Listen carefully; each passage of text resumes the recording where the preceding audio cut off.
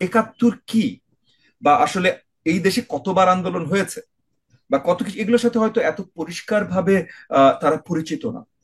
এবং যারা রাজনৈতিক ফয়দা লাভ লাভ করার জন্য এই কাজগুলো করছে, তারাও হয়তো এই তরুণদের আবেগ নিয়ে একটু খেলা করছে। যেহেতু আওয়ামী লীগ বিকৃত করেছে, সো একাত্তরের অ্যাকচুয়াল সঠিক ইতিহাস ব্যাখ্যা আমরা এখন পুরোপুরি ভাবে জনগণের সামনে আনবো না, এটা হতে পারে না। কিন্তু 18 মাসে তো আপনি পরিষ্কার করেন, মানে আপনি সবচেয়ে দুনিয়া সবচেয়ে ভালো রাজা নিয়ে আসেন, আমার আসে যায় না, আমি রাজতন্ত্রে বিশ্বাসী না ভাই, আমি চাই না রাজা। ববি হাজাজ, আপনাকে স্বাগত জানাচ্ছি আমাদের কথোপকথনে।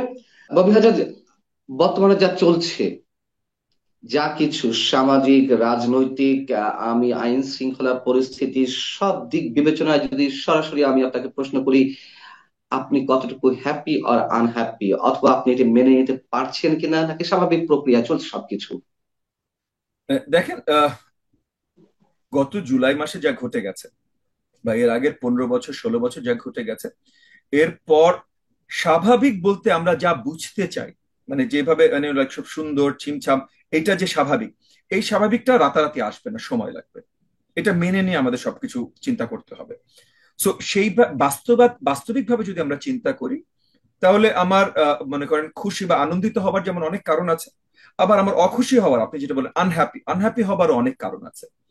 তো আনহ্যাপি হওয়ার কারণগুলোর ভিতরে কয়েকটা আছে, হলো যে আমরা এখনো বাস্তবিকভাবে অনেক কিছু চিন্তা করছি না বা কাজকর্ম করছি না।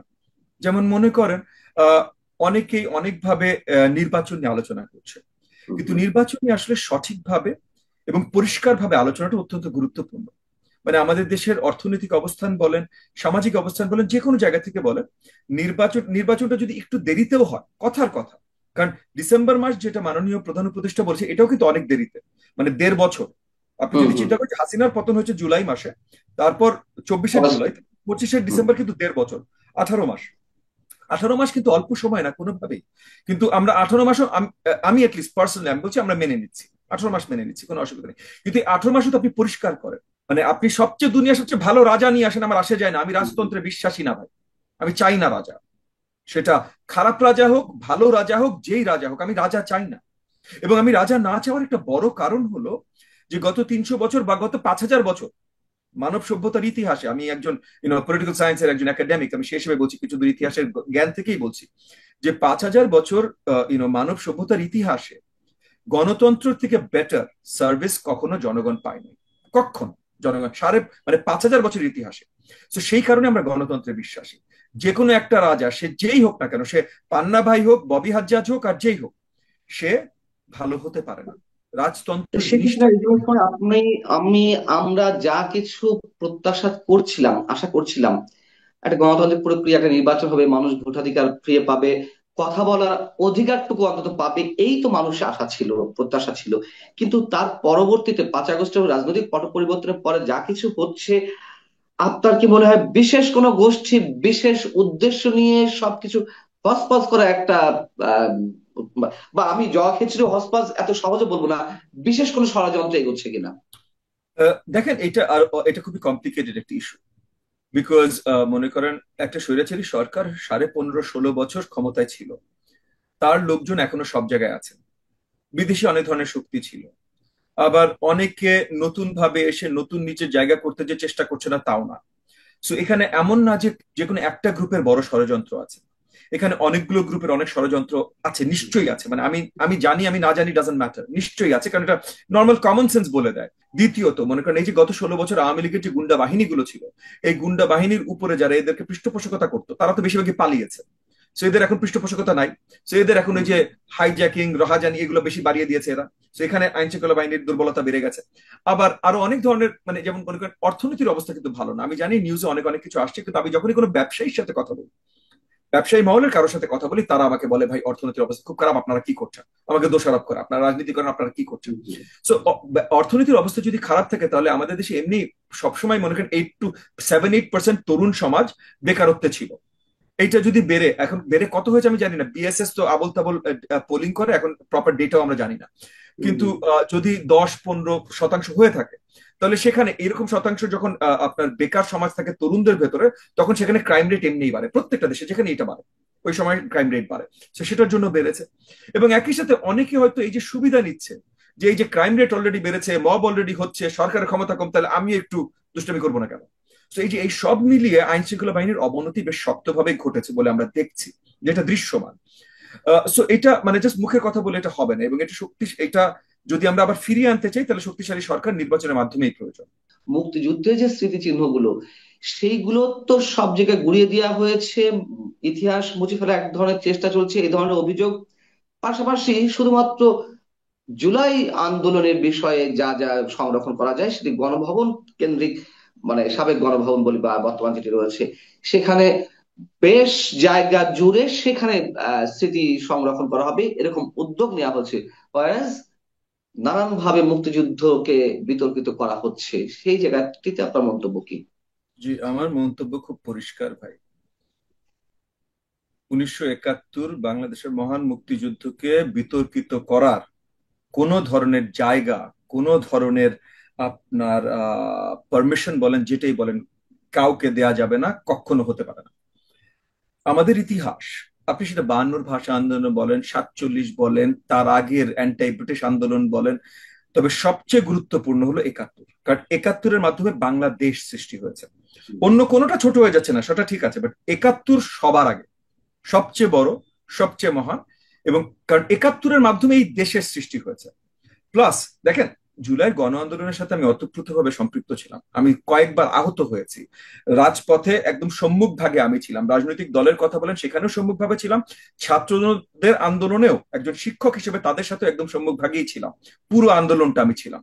তো আমি সেখান থেকে মানে আন্দোলনের সাথে কমপ্লিটলি সম্পৃক্ত, সেটা নেতৃত্ব বলেন বা যাই বলেন না কেন, কমপ্লিটলি সম্পৃক্ত একজন ব্যক্তি হিসেবে আমি বলছি যে এই আন্দোলন অনেক বড় আন্দোলন ছিল। তাই বলে এটাকে 71-এর সাথে কম্প্যারিজন করার মতো কোনো অবকাশ নাই, কোনো অবকাশই নাই ভাই।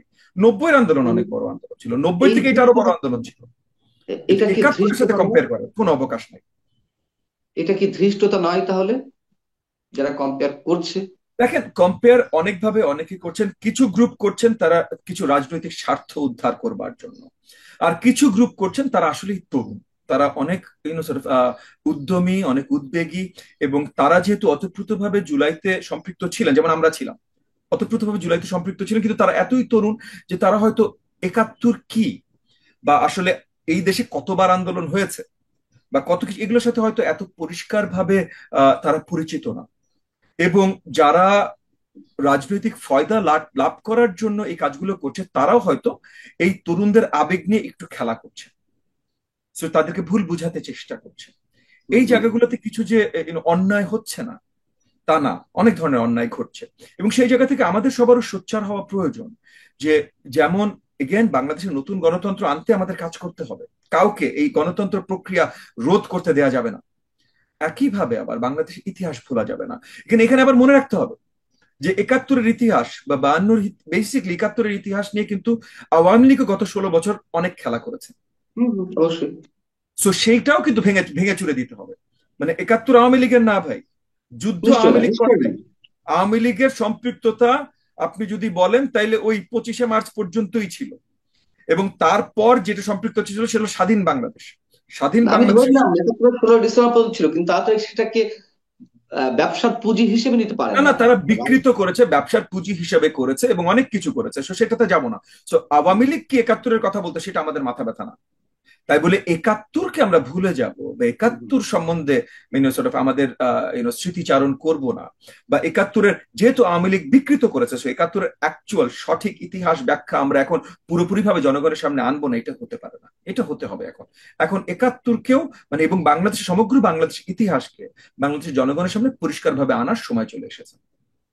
আমার শেষ কোশ্চেন, আহ যা কিছু চলছে সব দিক থেকে, আইন শৃঙ্খলা পরিস্থিতি অবনতি থেকে শুরু করে, আর যা যা কিছু চলছে ইতিহাস মুছে ফেলা এক ধরনের অপচেষ্টা, সেই অভিযোগ সহ, এবং নির্বাচন দিতে বিশেষ এক মহলের পক্ষ থেকে প্রলম্বিত করার এক ধরনের অপচেষ্টা সেখানে রয়েছে, এই সব কিছু বিবেচনা নিয়ে আমার প্রশ্ন যদি এমনটি হয় যে এই ধারা অব্যাহত থাকলে আগামী বাংলাদেশকে আপনি কি হিসেবে দেখছেন, বা আপনার চোখের সামনে কোন বাংলাদেশ দেখছেন? দেখে, আমি আমি সবসময় আশাবাদী একজন মানুষ। মানে এর আগেও যখন হাসিনা সরকারের সময় আমাকে কয়েকবার উঠিয়ে নিয়ে যাওয়া হয়েছে বা অনেক কিছু হয়েছে, আমি সবসময় হুম। আশাবাদী ছিলাম। জুলাই আন্দোলনে যখন আহত হয়েছি তখনও আশাবাদী ছিলাম। আমার মনে হয় হয়তো সবচেয়ে প্রথম বাংলাদেশে আমি ওপেনলি লাইক গণমাধ্যমে বা হোয়াট এভার ডিক্লেয়ার করেছিলাম যে হাসিনা সরকার শেষ, এটা বোধহয় 15 তারিখে না 16 তারিখে জুলাইয়ের হতে পারে। আমি তো তখন তো সবাই দৌড়ের উপরে শুনছি না অন্য কেউ কি বলছে, বাট আমি পরে শুনিনি যে 15 তারিখে, মানে আমি বলার আগে অন্য কেউ এত পরিষ্কার ভাবে বলেছেন যে হাসিনা সরকার পড়ে গেছে, এটা আর থাকবে না। বাট এনিওয়ে, সো আমি সবসময় আশাবাদী, আমি এখনো আশাবাদী যে সামনে আমরা খুব সুন্দর বাংলাদেশ করতে সক্ষম হব। বাংলাদেশ অসুন্দর এটা সত্যি না। গত 54 বছরের ইতিহাসে স্বাধীনতার পর, মহান স্বাধীনতার পর গত 54 বছরে বাংলাদেশের অনেক উন্নয়ন হয়েছে। সব সরকারের আমলে হয়েছে এবং বাংলাদেশের জনগণই করেছে। অনেক সরকার অনেক ভুল ত্রুটি ছিল, গত 16 বছরে গেলাম না, এটাকে আমি ভুল ত্রুটি দেখি না, এটা স্বৈরাচারী সরকার। বাট অনেক সরকারের অনেক ভুল ত্রুটি ছিল। বাট বাংলাদেশের জনগণ তাদের কর্মের মাধ্যমে, তাদের অধ্যবসায়ের মাধ্যমে এই দেশকে অনেক উপরে নিয়ে এসেছে। এবং এটার আপনার ধারাবাহিকতা বন্ধ হবে না, কমবে না। রাজনৈতিক ময়দানে আমরা যারা আছি তাদের দায়িত্ব হলো যে বাংলাদেশের জনগণ যা করছে এবং করছিল সেগুলোই যেন তারা আরো স্বতঃস্ফূর্ত ভাবে করতে পারে, এই তো আপনি জায়গাটা তাদের। আশাবাদী, ঠিক আছে, আশাবাদী তো অবশ্যই, আশাবাদিতা নিয়েই তো সবকিছু সামনের দিকে এগিয়ে যায়। কিন্তু বাস্তবতার জায়গা থেকে আমি বলছি, যদি এই ধারা অব্যাহত থাকে, সেক্ষেত্রে কোন বাংলাদেশ আমাদের জন্য ওয়েট করছে? যদি যদি এই ধারা অব্যাহত থাকে, মানে ইন দ্য সেন্স দেখেন, আসলে এখন এগেন আমি আবার ইতিবাচক ভাবে বলি, আমি নেতিবাচক ভাবে জিনিসপত্রগুলো না দেখে আমি ইতিবাচক ভাবে দেখেই বলি যে অনেকেই হয়তো যারা রাজনীতির সাথে সম্পৃক্ত কম, রাজনীতি সম্বন্ধে, কনসেনসাস সম্বন্ধে বা স্টেট ক্রাফট সম্বন্ধে, মানে একটা দেশ চালাতে কি লাগে বা কি লাগে, এই ধরনের জিনিসপত্রের সাথে যাদের পরিচিতি কম, তারা হয়তো মনে করতেই পারেন যে রাতারাতি অনেক কিছু বদলে দেওয়া যায়। আসলে যায় না, কারণ সবকিছু বড় পরিধির কাজ তো, তো সময় নিয়ে আস্তে আস্তে করতে হয়। বড় ধাক্কা যে লাগে না তা না, বড় ধাক্কা লাগে, বাট এক রাতে সব চেঞ্জ হয়ে যাবে তা হয় না। এবং এক রাতে সব চেঞ্জ করতে গেলে পরে দেখা যায় যে কোনো ধরনের চেঞ্জই হয় না। তো আমার মনে হচ্ছে যে এখন অন্তর্বর্তীকালীন সরকারে যারা আছেন, যারা পরিষ্কার মনে দেশের জন্য কাজ করতে চেষ্টা করছেন, অন্য অনেক ধরনের অনেক অন্য কিছু থাকতেই পারে, সেটা কনস্পিরেসি, সেটা নিয়ে আমি আলোচনা করছি না। যারা পরিষ্কার মনে দেশের জন্য কাজ করতে চেষ্টা করছেন, তারা হয়তো কিছু দূর মিসলেড বা মিসইনফর্মড, যে তারা মনে করছেন যে তারা তারা নিজেরাই অনেক কিছু চেঞ্জ করে ফেলতে পারবেন, নির্বাচনের প্রয়োজন নেই বা নির্বাচন দেরি করলেও চলবে। আনফর্চুনেটলি, অত্যন্ত দুঃখের সাথে বলতে হয় যে এই জিনিসগুলো আসলে কখনো হয়নি, কখনোই জনগণের মাধ্যমে ছাড়া, মানে নির্বাচন বা এই প্রসেস গুলো ছাড়া বড় দাগে চেঞ্জও হয়নি, করতেও পারেনি। ওই সরকারগুলো খুব আনপপুলার হয়ে গেছে এবং আমরা চাই না কারেন্ট অন্তর্বর্তীকালীন সরকার যেটা, বা আমি পার্সোনালি, আমরা বাদ দেন, সব অন্য সবার কথা আমি বলতে পারবো না, সো বাদ দেন।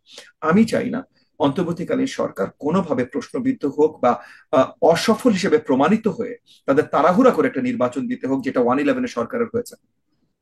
সো যেহেতু আমি সেটা চাই না, সেই জায়গা থেকে আমি চাই যে ওনারা তাড়াতাড়ি একটা নির্বাচন দিক।